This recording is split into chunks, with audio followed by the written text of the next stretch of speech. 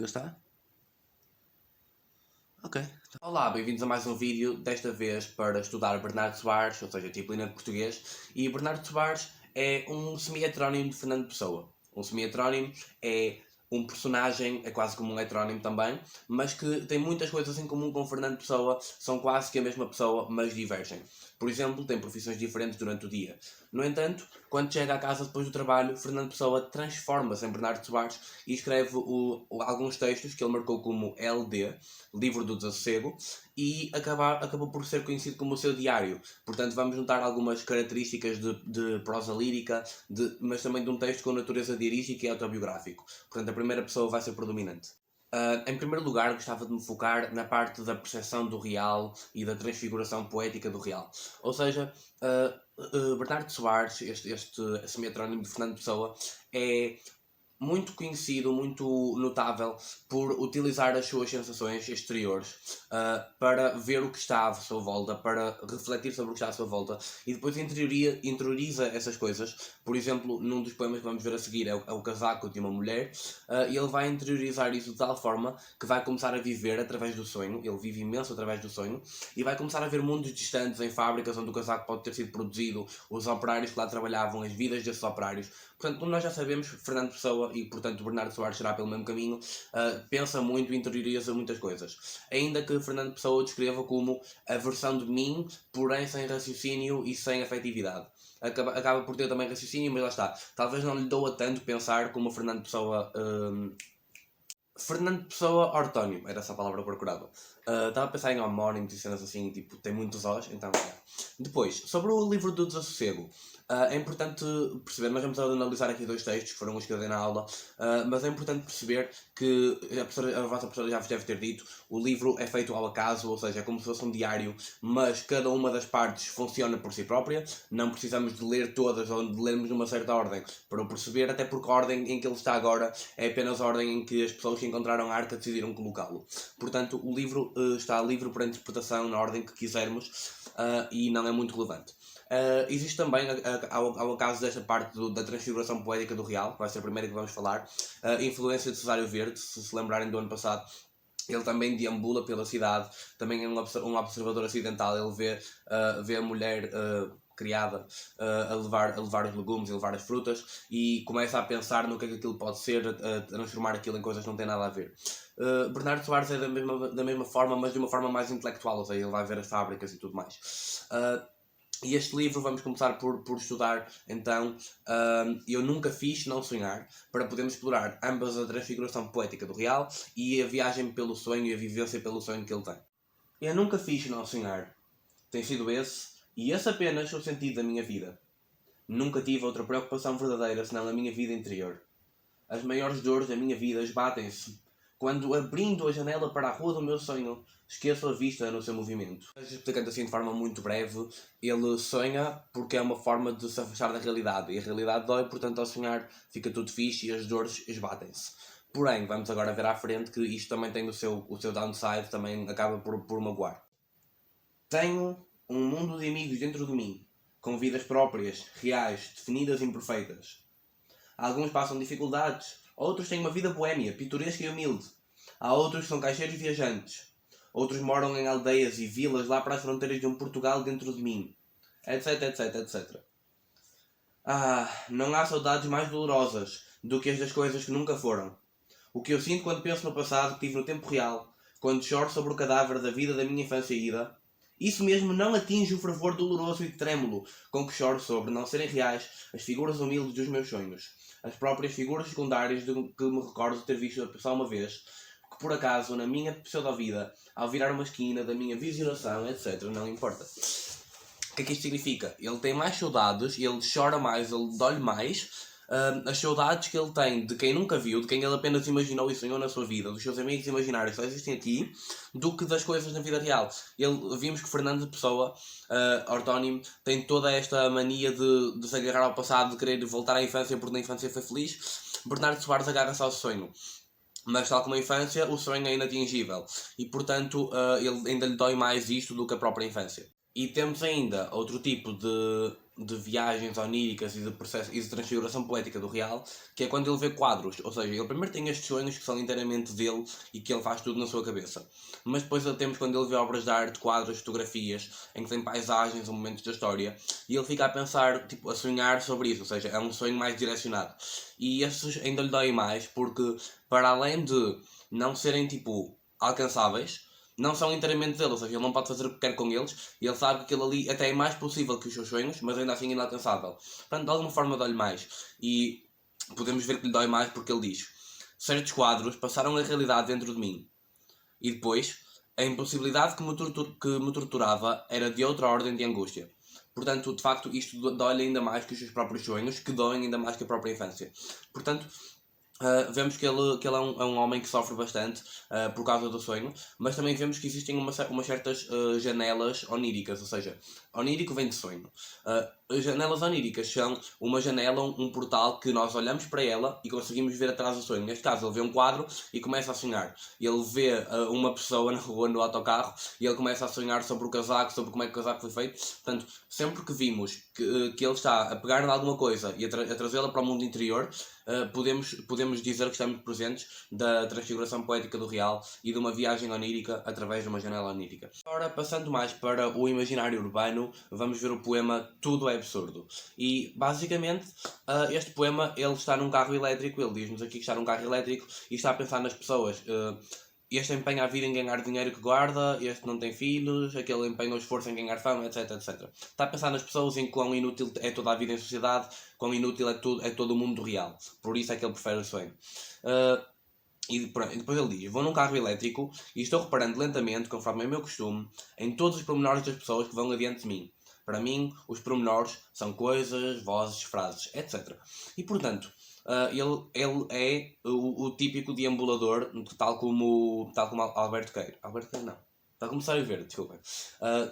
Tal como Cesário Verde, ele anda pela cidade, neste caso o elétrico que anda pela cidade, e ele está a ver as coisas, está a olhar para as pessoas, está sempre atento a tudo o que possa ser um detalhe, e depois interioriza estes detalhes.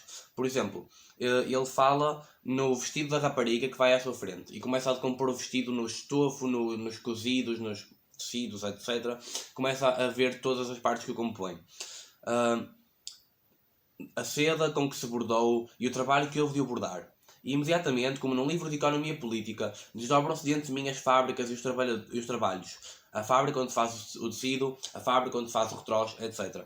E depois ele fala também nos operários que lá trabalham, na vida social que eles têm, na vida familiar que eles têm, nos países distantes em que isso acontece, porque é que isso acontece, etc. Ele começa a refletir literalmente sobre tudo, porque já sabemos que é um semi-heterónimo de Fernando Pessoa, por isso tem que pensar imenso. E depois, mais à frente, ele ainda olha para os bancos do elétrico e repara nos estofos também, e fica a pensar novamente nas fábricas, indústrias e nos operários, etc. Portanto, ele numa viagem teve duas viagens oníricas assim, tipo, gigantes, e está bastante cansado, então ele conclui com: os bancos do elétrico levam-me a regiões distantes, multiplicam-se em indústrias, operários, casas de operários, vidas, realidades, tudo. Saio do carro exausto e sonâmbulo. Vivi a vida inteira. Ou seja, ele de facto viveu a vida inteira, ele viveu montes de vidas, viveu tipo viagens gigantes e portanto isto acaba por o cansar mentalmente é isso. E depois temos o cotidiano, mas que também vai jogar um bocado na parte que eu referi anteriormente sobre para ele ser tudo absurdo. Ele no poema Quando Outra Virtude Não Age em Mim, eles não têm títulos, não é? Mas whatever. Ele está a ver o casaco de um homem e começa, tipo, porque ele está de costas para ele, e começa a pensar na sua vida e começa a ter uma certa ternura, um certo carinho por ele, porque sabe que ele terá alguma dificuldade na sua vida, algum problema, alguma coisa com que está a lidar. Senti nele a ternura que sente pela comum vulgaridade humana, pelo banal cotidiano do chefe de família que vai para o trabalho, pelo lar humilde e alegre dele, pelas pequenas alegrias e tristezas que forçosamente compõem a sua vida, pela inocência de viver sem analisar, pela naturalidade animal daquelas costas vestidas. E depois ele acaba por falar um bocado sobre isto de janelas e do cotidiano do que vê a caminho para o trabalho. E depois há uma parte em que ele diz: por isso sinto, se penso com esta sensação, uma ternura informe e imensa por toda a humanidade infantil, sublinho infantil aqui, por toda a vida social dormente, por todos, por tudo. É um humanitarismo direto, sem conclusões nem propósitos, o que me assalta neste momento. Sofro uma ternura como se um Deus visse. Deus. E Deus está com minúscula. Pode querer dizer alguma coisa. Vejo-os a todos através de uma compaixão de único consciente. Os pobres diabos homens. O pobre diabo humanidade. O que está tudo isto a fazer aqui? Portanto, o que é que nós podemos ver aqui? Ele acha que é superior. E ele acha que aquilo que ele sente, aquilo que ele vê, é como se fosse aquilo que um Deus veria, se existisse. Porque ele meio que põe isso em causa através do D minúsculo, que é um bocado relevante. Fernando Pessoa, neste caso Bernardo Soares, acha que é melhor que os outros, mas não melhor do sentido de... Ok, exatamente, ele acha que é superior aos outros, mas não melhor que os outros. Ou seja, ele tem uma capacidade de raciocínio maior, enquanto que os outros são apenas animais que se deixam levar pela corrente. E por isso, e por notar que tipo, todos eles são apenas tipo, filhos do determinismo radical, filhos do destino, ele não os pode julgar e ele tem compaixão e ternura por eles. Portanto, ele tem uma espécie de complexo de Deus. Exato, ele tem uma espécie de complexo de Deus porque é o único ser consciente no mundo e, portanto, acaba por se preocupar com todos. Este último poema aqui mencionado é, portanto, também uma referência ao cotidiano e há uma parte em que ele se compara com as ruas da cidade de Lisboa, que todas cheias de azáfama, de pessoas a passear de um lado para o outro e para os charbalhos, e ele diz que é como se o interior dele, e tal como o interior da cidade, o interior dele espalha-se para o exterior, ou seja, há este centro importante, mas ele acaba por viver mais para os lados. Então ele é como a cidade, ele é como Lisboa, que cresce, que vive do interior para o exterior. Okay? Enquanto que a maior parte das pessoas vive do exterior para o interior, ele vive muito mais dentro, vive muito mais no sonho e muito mais no pensamento. Por Bernardo Soares, eu acho que é tudo. Vou só dar-vos aqui alguns pontos da linguagem e da estrutura, porque são sempre importantes, há sempre perguntas que falam 10 pontos assim. Portanto, temos que saber que esta obra é composta por fragmentos e, portanto, que podemos abrir em qualquer parte e fará sentido. A linguagem e estilo, ele tem uma prosa que é meio cuidada e que se aproxima da prosa lírica, tem tons diarísticos, ou seja, não que neste caso ele tome notas do tipo da data, que é o normal num diário e que é obrigatório para ser um diário, mas ele acaba por contar como é que os seus dias correram, como é que ele viveu o dia, o que é que aconteceu. E fala muito na primeira pessoa, também com um estilo autobiográfico. Por exemplo, eu sinto-me, eu penso, eu sonho, eu só quero, eu vi. Tem uma sintaxe complexa e ele às vezes não cumpre de propósito regras de coesão frásica para dar alguma acentuação a certas partes. Depois os recursos expressivos são a sinédoque, que é tomar a parte pelo todo. Por exemplo, dizer a Almada quando nos referimos a Lisboa, tipo o distrito todo, ou a cidade toda. Quando dizer tipo a cabeça, preço por cabeça, quando dizemos tipo a pessoa. Isso é uma sinédoque. Depois temos paradoxos e oxímoros. Ele aqui no livro diz os dois. Eu tenho alguma dificuldade em distinguir na verdade, mas basicamente é quando um oxímoro é algo que por si só é errado, ou seja, porque por si só já não é possível. Que para mim é um paradoxo também. Ou seja, um exemplo de um oxímoro seria tipo... não estava a lembrar-me de exemplos, portanto fui ver ao próprio livro do Desassossego e alguns bons exemplos são, por exemplo, uns inteligentes, outros estúpidos, são todos igualmente estúpidos, uns velhos, outros jovens, são da mesma idade, uns homens, outras mulheres, são do mesmo sexo, que não existe. Portanto, isto aqui acaba por ter a sua justificação, a maneira dele pensar, mas literariamente, se nós olhamos para isto é um paradoxo, isto é um oxímoro, porque é errado em si próprio. Velhos e jovens não podem ter a mesma idade, homens e mulheres não podem ter o mesmo sexo, e inteligentes e estúpidos não podem ser igualmente estúpidos. Mesmo que os inteligentes fossem um bocado estúpidos, nunca serão tão estúpidos como estúpidos, pela lógica. Portanto, isto são exemplos de oxímoros e paradoxos. E por fim, temos encadeamento de metáforas, ou seja, metáforas a seguir às outras e metáforas por cima dessas metáforas, sempre muitas metáforas, porque como ele vive no sonho é um bocado obrigatório usar metáforas para descrever o que vê e para fazer comparações mais inteligentes, ou seja, metáforas. Pronto, então, para resumir isto, para vos dar alguma orientação, mesmo no caso de quererem rever este vídeo, primeiro é a deambulação, depois o cotidiano. No cotidiano, no dia a dia, ele é um observador acidental daquilo que encontra na cidade de Lisboa, no elétrico, etc. Depois tem a sua percepção do real, ele vê as coisas a acontecer, vê as pessoas. transfiguração poética do real, ou até os quadros. Quando transfiguração poética do real, ele pega nessas pessoas, pega nesses materiais, nessas vidas, nesses quadros, e começa a sonhar e a interiorizar essas coisas e a viver no mundo interior, no mundo onírico, ou seja, são as janelas oníricas que o levam a isto, e depois isto leva-o ao sonho e ao imaginário urbano. O imaginário urbano são estas fábricas e operários que ele vê quando interioriza certos materiais, e o sonho é todo o mundo fantasioso que ele vive com os amigos imaginários, com também estas fantasias urbanas e com tudo o resto que ele gosta de viver no sonho. As paisagens, a história, a guerra, as amizades, etc.